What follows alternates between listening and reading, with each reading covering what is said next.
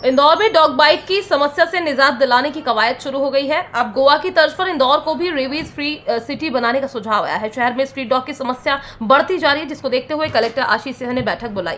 बैठक में शासकीय पशु चिकित्सकों को भी श्वानों की नसबंदी के निर्देश दिए गए हैं।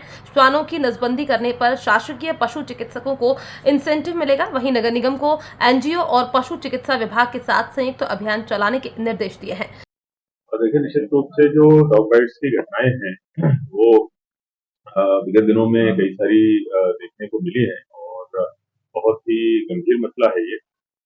इस संदर्भ में अगर हम लोग सुप्रीम कोर्ट की गाइडलाइंस की बात करें तो सुप्रीम कोर्ट की गाइडलाइंस हमको ये अलाउ करती है कि हम जितने भी कुत्ते हैं उनकी नसबंदी हमको करना है और उनको वापस उसी जगह पर लाके छोड़ना है जहाँ से उनको उठाया गया है। तो इस गाइडलाइन को हमको पालन करना ही पड़ेगा।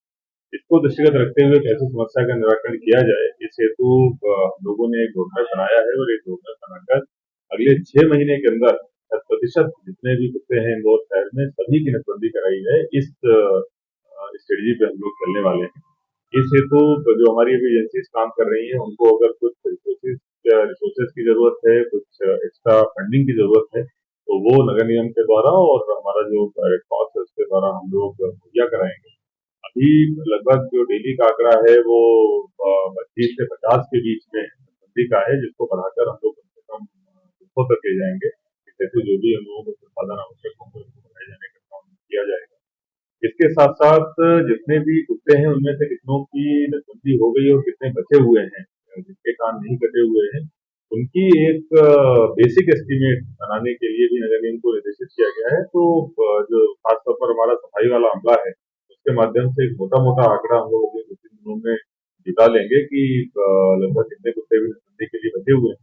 अभी तक हमारे पास जो आंकड़ा आ रहा है वो लगभग 30 से 50 हजार के बीच में कहीं पर है और इन सभी को अगले 6 महीने में कवर किया जाएगा। इस हेतु हमारा रोड मैप मोटा मोटा डिस्कस हुआ है। हम लोग इस पे काम करेंगे और कोशिश हमें क्या सर किसी प्रकार का इंसेंटिव भी दिया जी हाँ, निश्चित रूप से हमारे आज जो वेटनरी का अमला है उसको बुलाया गया था। हमारे पास 3 जो इस प्रकार के सर्जन हैं और ये जो दोनों एजेंसीज पे हमारे डॉक्टर्स काम करेंगे उनके साथ इनकी भी हम लोग सेवाएं ले सकते हैं। इनको अलग से अगर कुछ आवश्यकता पड़ी तो हम लोग दे देने का भी सोच सकते हैं या फिर अन्य अगर आउटसोर्सिंग से कर्मचारी हमको लगाने पड़े वो हम लोग लगाएंगे।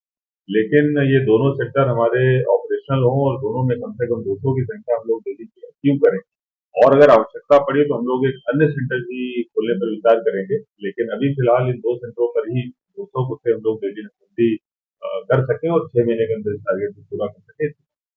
वहीं इंदौर में दिन पर दिन घट रहे जल स्तर को लेकर इंदौर कलेक्टर आशीष सिंह ने चिंता व्यक्त की है। कलेक्टर ने इंदौर में कहीं भी बोरिंग किए जाने पर बोरिंग मशीन जब्त कर कड़ी कार्यवाही करने के निर्देश दिए हैं। कलेक्टर आशीष सिंह ने बताया कि इंदौर के घटते जल स्तर और डार्क जोन में आने के बाद शहर में होने वाले बोरिंग पर प्रतिबंध लगा दिया है। अगर प्रतिबंध का उल्लंघन किया तो सख्त कार्यवाही की जाएगी।